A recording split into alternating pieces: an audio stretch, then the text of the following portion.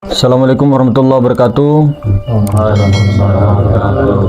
Saudara-saudaraku yang dirahmati Allah Subhanahu wa Ta'ala, dimanapun Anda berada, kita sekarang kebenaran setelah acara daripada Safari Khalwat, bagaimana kita mendudukkan daripada kesadaran kita lagi kepada kesadaran Nur Muhammad Rasulullah Sallallahu Alaihi Wasallam. Hadirin dimuliakan, kita sama-sama mungkin kurang informasi tentang kejadian apa yang dialami oleh yang mulia baginda Rasulullah Sallallahu Alaihi Wasallam pada saat peristiwa Isra wal Mi'raj. Bagaimana keadaan Sayyidina Muhammad Rasulullah SAW ketika peristiwa tersebut? Di situ tidak ada kita dapatkan di kitab-kitab manapun ataupun di perkataan-perkataan ulama-ulama yang umum yang di luar sana. Saya kira barangkali jarang dibahas. Karena kenapa? Di situ tidak ada kisah beliau baginda Nabi SAW mengisahkan pertemuannya bertemu dengan Allah Subhanahu wa Ta'ala. Jadi tidak ada cerita kisah di situ baginda Nabi SAW mengatakan, aku melihat Allah itu seperti ini, aku melihat seperti ini, aku melihat seperti ini. Kenapa? Karena beliau pada saat itu karam, beliau pada saat itu fana, beliau saat itu hilang, lenyap, bagaikan es batu yang mencair menjadi air mutlak. Maka kita juga ketahui bahwa zat yang bernama Allah Subhanahu wa Ta'ala itu mutlak. Zatnya itu mutlak. Artinya laisa kamitslihi syai'. Tidak ada yang serupa dengan Allah. Maka ketika baginda Nabi SAW menceritakan rupa-rupa di bagian itu, ketika peleburan berarti Allah itu serupa dengan sesuatu. Namun di dalam hadis qudsi atau sebagian perkataan al-ulama warasatul anbiya di bidang ilmu tasawuf ataupun ilmu hakikat dan ma'rifat, itu ada dikatakan baginda Nabi SAW mengatakan begini, aku melihat rupa Tuhanku dengan pemuda yang jenaka. Maksudnya bagaimana? Ini jangan langsung ditelan mentah-mentah. Kenapa? Karena Allah itu tidak berupa. Maksud daripada rupa pemuda yang jenaka ini, maksud itu adalah melihat Nur Muhammad Rasulullah itu. Maksudnya bagaimana? Allah Ta'ala sendiri yang melihat wajahnya. Wajah di sini bukan daripada apa-apa, bukan daripada sesuatu, akan tetapi rupa Allah itu tidak ada sebenarnya. Cuma dikiaskan dalam ilmu tasawuf, ada rupa daripada Allah itu sendiri. Bukan Allah berupa, tapi rupa Allah itu yaitu Nur Muhammad. Nur Muhammad pada diri, apa itu adalah nyawa.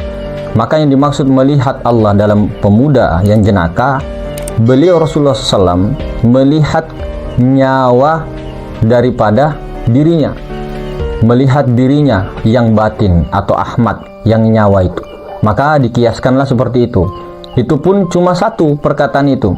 Dan ini pun juga banyak yang kurang disepakati karena banyak menimbulkan fitnah di kalangan para ahli-ahli tasawuf tertentu.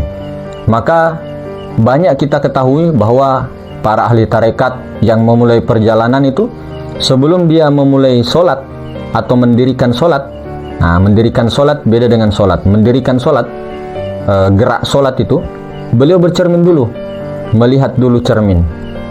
Atau bahkan di depan kiblat itu dia memberikan cermin di situ, kemudian dia bercermin baru takbir Allahu Akbar untuk melihat yang di dalam.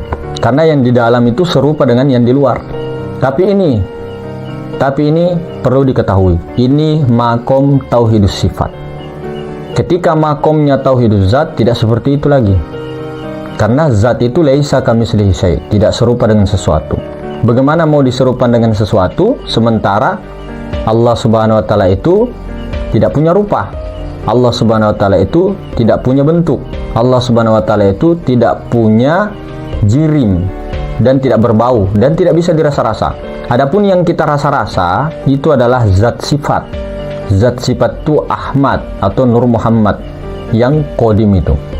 Tentu saja semua orang pasti mengalami pengalaman-pengalaman spiritual masing-masing. Maka ketika yang mulia baginda Nabi SAW itu naik Mi'raj ke Sidratul Muntaha, itu Jibril diparkir. Maksudnya malaikat Jibril tidak bisa lagi naik di atas daripada itu untuk bertemu Allah seperti yang dialami oleh baginda Nabi SAW. Karena kenapa?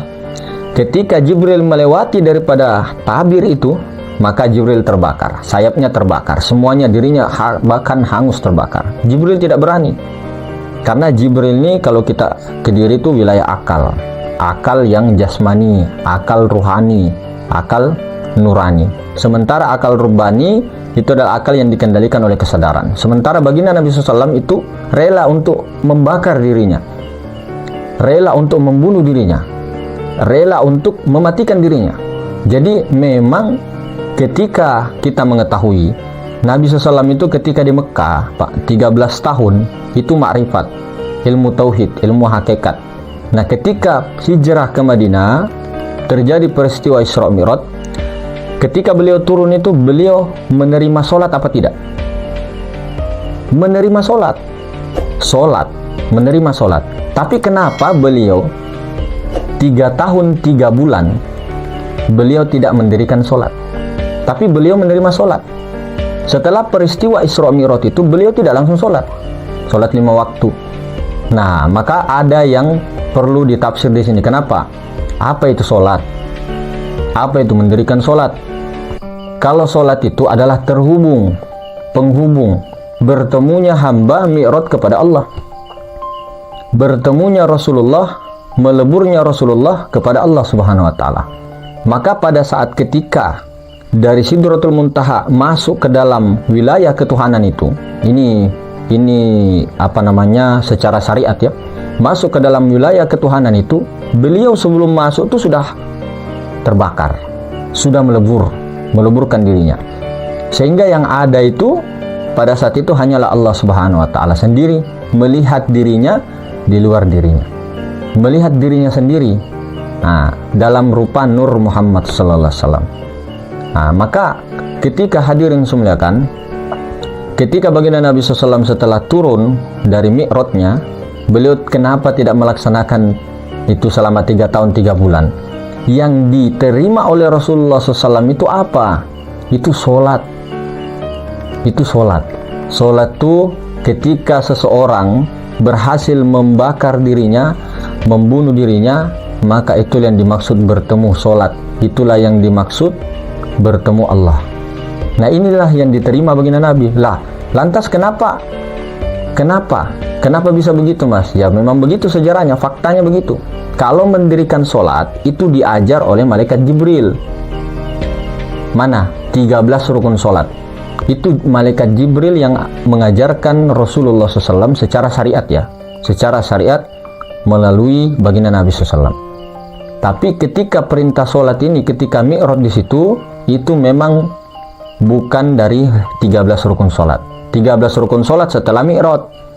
Setelah mi'rajnya baginda Nabi. Maka beda mendirikan sholat, beda sholat. Nah, apakah beliau sebelum Isra Mi'raj tidak sholat?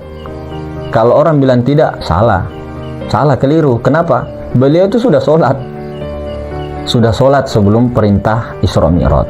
Cuma ketika perintah Isra Mi'raj dilaksanakan, Allah menyuruh bahwa 5 waktu. Pertama kali 50 waktu.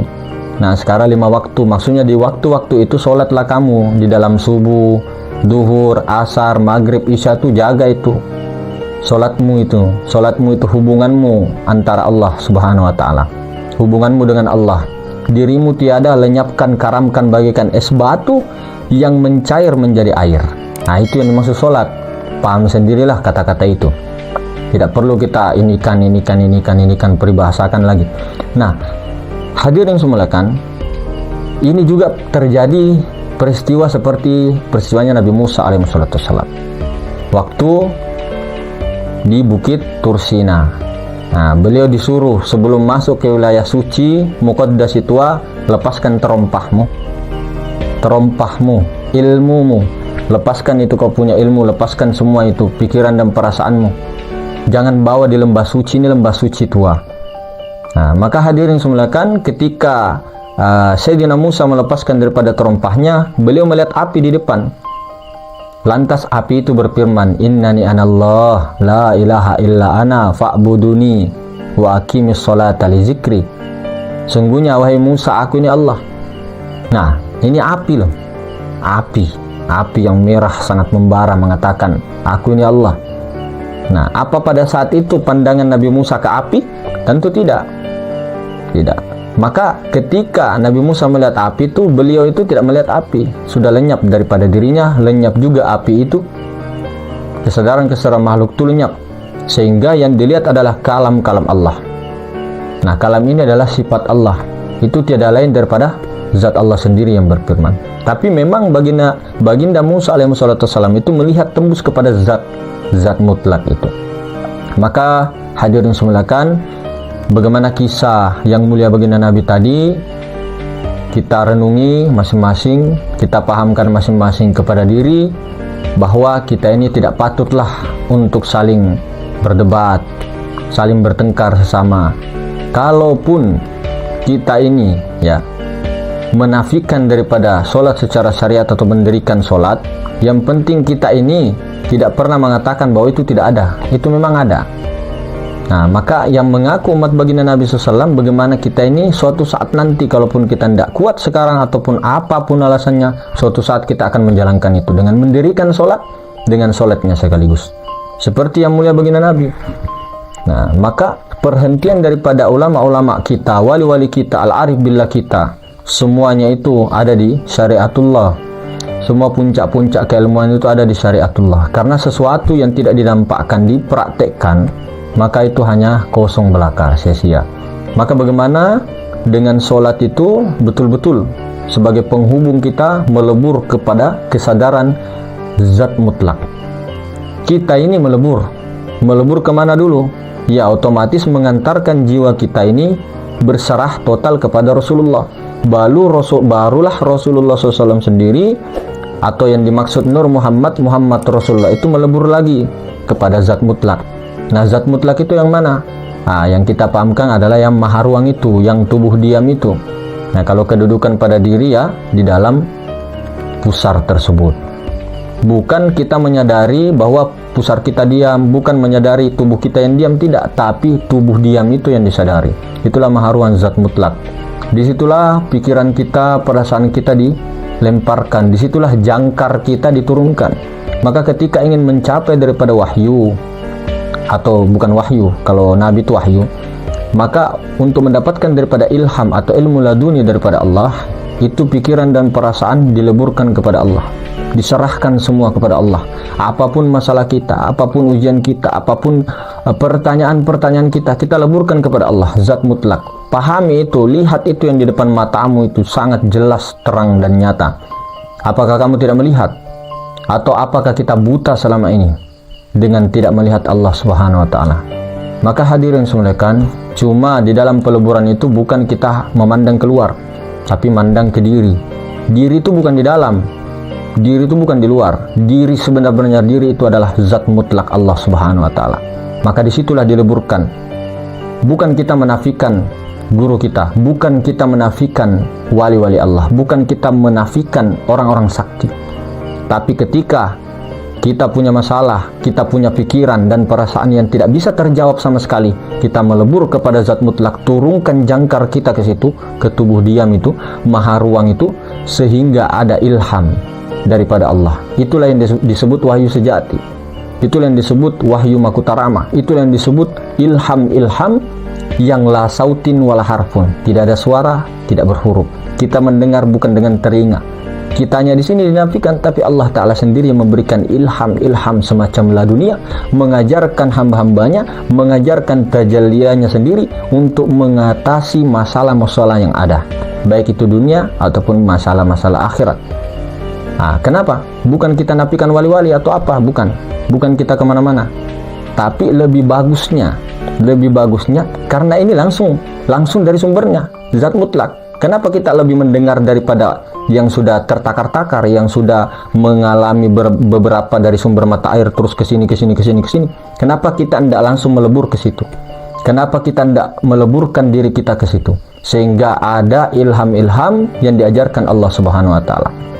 Maka hadirin semuliakan, inilah yang banyak dilupakan oleh umat-umat yang mengaku pengikut baginda Nabi, yang mengaku Muhammad Rasulullah. Padahal jelas-jelas tuh Nabi Muhammad SAW itu tidak mengatakan wa asyhadu anna Rasulullah. Tidak ada. wa asyhadu anna Muhammad Rasulullah. Yang mana yang dimaksud Muhammad Rasulullah tuh? Yang mana? Nah, ini syahadat ini tidak terganti-ganti dari sejak Nabi Adam sampai sekarang pun, wa anna Muhammad Rasulullah. Yang Muhammad Rasulullah ini ya. Nah, inilah yang dileburkan ke situ. Kemudian Nur Muhammad Rasulullah inilah yang melebur kepada Allah. Nur Muhammad Rasulullah ini hamba Allah, kenyataan Allah. Jangan mengaku-ngaku Muhammad. Banyak itu kita mengaku kita ini Muhammad. Kapan kita jadi Muhammad? Kita ini tidak ada, yang ada hanya Allah. Maka surga, neraka, pahala, dosa dan sebagainya, itu apa sebenarnya? Itu adalah kunnya Allah. Kalau saya membulatkan begini, bulatan bundar begini, maha ruang. Nah, ketika suara pertamanya Allah, kita bilang suara pertama. Kalau mau dibilang firman, tidak juga. Mau dibilang sabda juga, tidak bila juga. Ya, anggaplah suara pertama. Nah, kun titik. Nah, di dalam titik ini, itu sudah terjadi, Pak. Sudah terjadi surga, neraka, ini, itu sudah terjadi. Fayakun langsung lurus begini, jadilah alam semesta itu. Maka kun fayakun. Bukan Allah berkata, kun fayakun, tidak, maka jadilah sesuatu itu. Tidak ada itu. Allah tidak begitu kalamnya. Kalamnya Allah itu tidak berhuruf. Kalamnya Allah itu tidak berhuruf. Maka inilah kunnya Allah. Maka surga itu makhluk apa? Tidak. Surga itu makhluk. Neraka itu makhluk. Pahala itu makhluk. Dosa itu makhluk. Apalagi Al-Quran itu, nah, kalau kalamnya kodim, kalau kitabnya, nah itu muhaddas, makhluk. Berarti semua yang makhluk itu apa? Sifatnya apa makhluk ini? Fana. Cuma biasa dalam keadaan seperti ini, biasa disalahgunakan orang. Oh, kalau begitu, itu fana. Berarti cerita-cerita saya selama ini fana. Berarti ketika panggung sandiwara itu telah dibongkar, tidak ada apa-apa lagi. Nah, ini yang biasa dipahamkan oleh Pak Jabri. Ya udah, aku pergi mencuri aja, aku pergi merampok aja, aku pergi ini saja. Tapi begini, nah, jangan itu yang menjadi patokan sehingga kita berbuat maksiat dan sebagainya. Tidak. Tapi memang perbuatan-perbuatan kita itu tiada daya dan upaya melainkan perbuatan Allah. Maka maksiat para wali beda dengan kita-kita. Karena kenapa? Maksiatnya para wali ketika beliau maksiat, melanggar daripada syariat. Apakah wali tidak melanggar syariat? Tetap. Ada juga yang melanggar syariat. Tetap. Jadi wali itu bukan maksum. Nabi, Rasul itu maksum, dijaga oleh Allah. Wali itu mahfud. Mahfud itu apa? Mahfud. Nah, itu diinikan oleh Allah Subhanahu wa taala. Selalu diintai, selalu dijagai oleh Allah. Tapi ketika dia bermaksiat, dia cepat kembali. Dia maksiatnya, dia tidak mampu untuk inilah, la haula wala quwwata illa billah. Dia tidak mampu untuk tidak untuk tidak menahan dirinya untuk melanggar syariat, tidak mampu wali itu. Karena kenapa? La haula wala quwwata itu tadi. Tidak bergerak sesuatu sebesar zarrah pun di muka bumi ini kalau bukan dengan kehendak Allah. Ini secara hakikat loh ya, jangan ditarik ke syariat. Ini secara hakikat, memang Allah lah yang melaksanakan perbuatan itu, perbuatan baik atau buruk, ini hakikat. Cuma kita sebagai manusia, sebagai di syariatnya, akui saja. Allah suka itu. Allah suka karena ini makom penelanjangan Tuhan, rahasia-rahasia yang tidak bisa dibuka oleh orang-orang yang tidak bertanggung jawab nanti. Cuma kita di sini tekankan lagi, kita ini mau jadi duri-duri di dalam mawar ataukah mau jadi mawar melatinya itu. Dan Allah itu maha adil kok, pasti maha adil. Memang cerita wayang-wayang seperti Sri Rama, kemudian Rahwana mencuri Dewi Sinta. Nah itu nanti ketika lakonnya itu pemainnya digerakkan oleh Sandalang itu main. Nah, ketika setelah selesai pertunjukan ditutup, disimpan baik-baik, rapi-rapi, Rahwana disimpan baik-baik, Dewinya juga, kemudian Sri Rama juga disimpan baik-baik, baru disimpan di satu kotak. Kemudian dibawa lagi ke desa lain, ke desa Gunung Kidul, dibawa lagi pertunjukan lagi. Nah, begitu aja cerita-cerita. Maksud daripada kunnya Allah seperti ini contoh permisalan. Nah, misal di depan saya ini ada ular. Di depan saya ular. Coba sebut ular. Ular. Coba, ada tidak ularnya di depan? Tidak ada. Jadi kita ini semua adalah cerita Allah. Kita ini semua cerita Allah. Langit, bumi, surga, neraka, pahala, dosa, siksa, semuanya itu cerita Allah. Cuma jangan menutup kemungkinan dengan begini terus kita begini-begini, enggak. Kita begini kak, kita begini, pokoknya semua cerita Allah, ngapain juga begini, enggak begitu. Nah, maka kita ini sebisa mungkin dengan ikhtiar Allah, jadilah pemain yang terbaik. Nah, itu kalau menurut usaha kita, tapi ini juga kembali ke hakikat. Cuma bagusnya jadilah bunga yang indah sebelum gugur ke tanah. Itu duri pak, duri kah, bunga kah, daun kah, itu semua jatuh ke tanah, tidak mungkin jatuh ke langit, pasti jatuhnya ke tanah. Jadi jadilah bunga yang gugur, jangan jadi duri yang gugur meskipun sama-sama ke tanah. Maksudnya apa? Kita semua, mau itu orang-orang maksiat kah, mau itu orang-orang berpahala kah, mau itu orang-orang ahli apakah, itu semua kembali kepada Allah. Kenapa? Oh, berarti tidak ada betul siksa mas, tidak ada ini dan itu dan ini dan itu. Ada, cuma itu kan rasa khoyal. Sama sekarang kita sekarang, nah, kalau kita ditempiling, nah ini apa, ditempilin tak atau kita dipukul, nah itu kan kerasa sakit, tapi itu khoyal, memang khoyal, tapi kerasa kan, kerasa. Nah, jadi ketika seperti itu jangan juga kita meremehkan. Tidak, bukan maksudnya meremehkan terus kita tidak usah begini, tidak usah begitu, tidak. Cuma dengan adanya cerita seperti ini, kita itu jangan terus menghakimi orang begitu. Nah, karena apa? Semua cerita Allah. Sebelum kita lahir, nah, sebelum alam semesta ada, Allah sudah berdiri dengan sendirinya, zatnya Allah yang sudah memfirmankan ini ke alam di Lauh Mahfuz.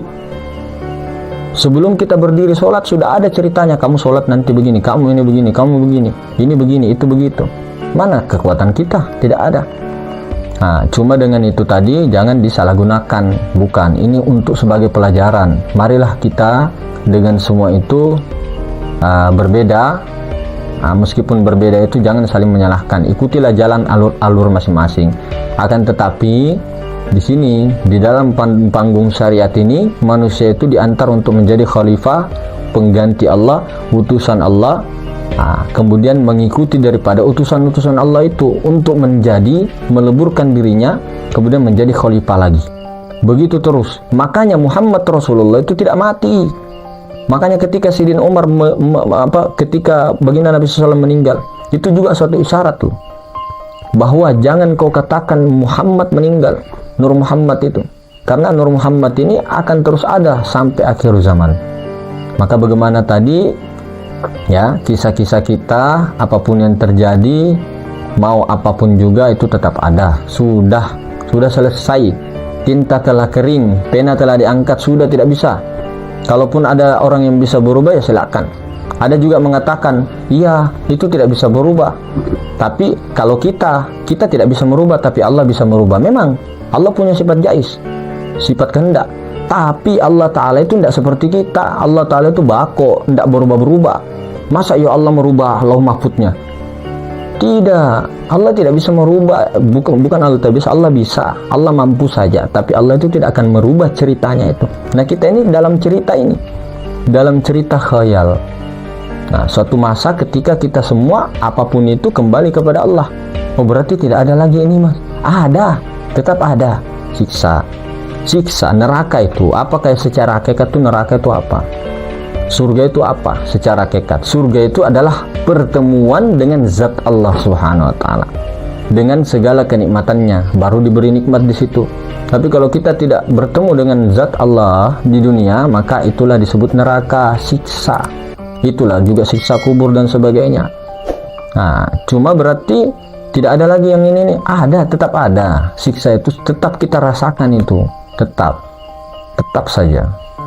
Nah, maka itu tadi, jangan pernah kita menghakimi lagi, karena itu semua kita tauhidkan semua kepada Allah Subhanahu wa taala. Tapi ketika ada melanggar syariat hukum, tetap lakonanmu berarti kamu warga yang adil dan makmur, atau pemimpin yang adil dan makmur, ya hukumlah itu pencuri, hukumlah itu yang perampok, hukumlah itu pembegal, karena kamu menjadi penegak hukum. Kamu tugasmu itu yaitu, maka sulukmu sekarang adalah menjadi penegak hukum yang adil dan makmur itu. Kalau kamu jadi pemimpin, kalau kamu jadi wakil daripada rakyat, sulukmu itu adalah untuk amanah kepada rakyat itu, bukan untuk menzolimi daripada rakyat, tidak, tapi untuk bagaimana kamu itu menjadikan sulukmu itu untuk berbakti kepada rakyat, berkhidmat melayani rakyat. Itu juga suluk. Jadi suluk itu tidak mesti 40 hari, 4 bulan dalam kelambu, 1 tahun dalam kelambu, tidak. Itu suluk ala-ala Naksabandi Khalidiyah. Ada juga suluknya Khalwatiyah, suluknya Sattoriyah, macam-macam. Ini kalau kita orang seperti ini misal bekerja, ya suluk juga bekerja, menafkahi anak istri itu juga suluk. Apa juga semua suluk, itu suluk, tapi dalam kesadaran itu tadi. Maka ini tadi yang diperdebatkan kan, masalah surga dunia dan akhirat. Surga dunia memang ada, surga dunia itu kenikmatan. Akhirat neraka dunia adalah kesengsaraan, tapi di akhirat tidak ada, tetap ada. Berarti surga itu, neraka itu ada ketika hari kiamat atau setelah penghancuran alam semesta. Ya, pernah nggak dengar kisah Nabi Adam di surga? Berarti sudah ada surga dari dulu sampai sekarang. Ada juga suatu surga yang dikatakan surga tertinggi, yang di dalamnya itu hanya Allah saja. Tidak ada taman-taman, mahligai, sungai-sungai, bidadari, Allah saja. Itulah di Maharuang. Maka orang yang sekarang melebur ke situ, tidur di situ, makan di situ, maksudnya tuh kita di sini kan makan, tapi kita menyadari kita ini di dalam Maharuang melebur, kitanya tidak ada. Ini semua afal Allah. Itulah orang yang nongkrong di Maharuang. Itulah orang yang tidurnya itu nanti itu tidurnya di dalam surga. Itulah surga dunia ma'rifat. Surga di akhirat lebih nikmat lagi, karena pertemuannya abadan selama-lamanya, duduk dalam satu majelis. Di situ. Jadi yang ditemui di akhirat nanti di dunia ini sama, yaitu zat mutlak Maharuang. Ini. Itu yang ditemui. Jadi kalau kita tidak bertemu ini, sengsara, itu namanya neraka. Itu namanya yang menjadi hantu, menjadi gentayangan dan sebagainya, kesana kemari mencari alamat. Ayu Tinting. Akhirnya ketemu apa? Lu cinta Luna. Maka hadirin semulakan Allah, bagaimana tadi kita kembalikan lagi, kita ambil pelajaran ibroh sejarah-sejarah yang dimana peristiwa Mi'rajnya baginda Nabi. Bagaimana kita sebelum takbir itu sudah mati, sudah membakar diri kita. Bagaimana parang ini dimasukkan dalam kobaran api, kan ludes itu habis. Bagaimana es batu itu mencair menjadi air. Bukan kita mau jadi Allah, tidak, kita meleburkan diri kita, keakuan kita keleburkan. Maka ketika Allahu Akbar itu Rasulullah. Jadi Rasulullah hilang juga, lenyap di situ, Allah yang memandang dirinya. Rasulullah itu. Ya, Rasulullah itu kan Allah. Secara hakikat kan Allah Ta'ala, sifatnya Allah, rasa Rasul Allah, rasa Allah, rahasia Allah. Kenapa lagi jauh-jauh? Maka benar sekali itu mengatakan bahwa hena, coba kau memandang. Siapa yang memandang itu? Allah. Siapa yang mendengar itu? Allah. Memang Allah. Dalilnya sifat 20 banyaknya. Kudrah, iroda, ilmu, hayat. Siapa yang menentang? Cuma ini akal menentang. Kenapa bisa Allah yang melihat? Berarti Allah itu begini. Itu akal. Berarti itu Allah banyak. Itu akal lagi itu. Akal yang merusak itu namanya iblis. Tapi akal yang dikendalikan oleh kesadaran itu akal Rabbaniyah. Itulah akal daripada yang mulia kita baginda Nabi SAW. Maka itu tadi, tidurlah di akhirat mulai dari sekarang, mulai daripada malam ini kita tidur di akhirat. Maka inilah yang dikatakan orang alim itu lebih ditakuti tidurnya daripada tidurnya orang ahli ibadah. Ditakuti tidurnya oleh iblis. Orang alim yang bagaimana? Orang yang hafal Quran, orang yang hafal Nahwu Shorob, orang yang hafal ilmu balaghah, mantiq, ma'ani, wahbi, bayan. Bukan orang yang hafal hadis, enggak, bukan itu yang dimaksud orang alim. Yang dimaksud orang alim yang tidurnya di akhirat, orang yang mengerti tentang Allah, orang yang mengerti tentang Rasulullah. Dia tidur seolah-olah dia tidur di dunia, tapi dia tidurnya di akhirat. Ini yang ditakuti iblis. Bukan orang-orang yang hanya di hafalan saja tapi berhenti di kerongkongan sini. ketika mengaji Allahu Akbar, pulang-pulang dari hafalan, pulang-pulang dari pondok, mengaji bulan suci Ramadan, 2 juz. Sekalinya di rumah, tabbat yada abi lahabi wa tabb. Itu pun sampai secepat-cepatnya. Nah, baru begitu. Enggak. Kan itu yang dimaksud. Bukan kita menghina daripada apa, enggak. Kita bagaimana merangkum semua. Kita tidak salah-salahkan ilmu syariat, tidak. Kita juga tidak menafikan ilmu thariqah. Kita juga tidak menafikan ilmu hakikat, ilmu ma'rifat. Kita kan mengambil semua. Meskipun kita itu tidak mampu atau belum mampu. Mampunya kita pun dimampukan Allah. Memandang punya memandang yang memandangkan Allah. Kitanya lebur. Jadi tidak ada lagi kata-kata aku Allah, aku Allah, aku Allah. Lah Siti Jenar mas, bagaimana? Lah itu kan dalam keadaan sakar mabuk. Makanya disuruh oleh Wali Songo, bunuh dirimu, penggal dirimu. Bukan menggal begini, ndak Wali Songo, ndak orang begitu, ndak memenggal diri, mematikan dirinya, sehingga ketika dipenggal dirinya oleh memenggal dirinya, Siti Jenar itu tidak lagi mengaku-ngaku aku Allah, tidak. Karena ketika ada pengakuan aku Allah, berarti ada dua wujud, ada aku, ada Allah. Kalau kau mengaku aku Allah, terus ini siapa? Ini siapa beliau? Aku Allah. Terus yang di sini siapa? Terus yang di sana siapa? Yang melihat kamera itu. Nah, tidak bisa. Jadi diam sediam-diamnya. Makanya kata leluhur kita, mekok semekok-mekoknya, diam sediam-diamnya. Itulah Allah Ta'ala. Jamnya lagi diakui, jangan lagi mengaku-ngaku aku Allah. Apalagi ada zikirnya ana al-haq, ada itu. Ada itu zikir begitu itu. Ada juga zat. Ada juga begini, wujudku wujud Allah, sifatku sifat Allah, asma'ku asma Allah, af'alku af'al Allah. Ini kalau bagi orang yang sudah sadar, tidak masalah mas. Tapi kalau kita mengatakan zatku zat Allah, masya Allah, zatku ini yang dipahami zat, ini keliru. Kalau untuk orang yang baru, jangan langsung dibacakan mantra-mantra begitu itu. Dikasih pahamkan dulu nafi isbat. Zatku tiada, yang ada zat Allah. Tunjukkan zat Allah yang mana. Sifatku tiada, yang ada sifat Allah. Asma'ku tiada, yang ada asma Allah. Af'alku tiada, yang ada af'al Allah. Bukan zatku zat Allah. Nanti dipahami ini. Sementara zat Allah itu tidak berbentuk, tidak berbau, tidak berasa. Nah kita ini hancur. Orang kecelakaan, patah kakinya. Kita dari kecil, dari anak bayi bertumbuh besar, berubah-berubah. Bukan zat Allah. Zat Allah itu tidak diam terus bergerak, tidak bergerak terus diam. Terus apa mas? Diam sediam-diamnya zat Allah. Berarti Allah itu tidak punya af'al. Kan ku bilang zatnya, tapi Allah punya af'al. Bukan zatnya yang bergerak, af'alnya. Yang mana af'alnya Allah? Alam semesta. Gerak dan diam alam semesta itu af'al Allah. Sifatnya juga itu yang menggerakkan daripada alam semesta. Bukan zat yang bergerak. Jadi zat Allah itu tidak diam lalu bergerak, tidak bergerak lalu diam. Makanya jangan katakan Allah itu bergerak. Af'al Allah, alam semesta. Sama dengan ini, kalau kita tarik ke diri, zat kita yang zatnya Allah itu yang mana pada diri kita?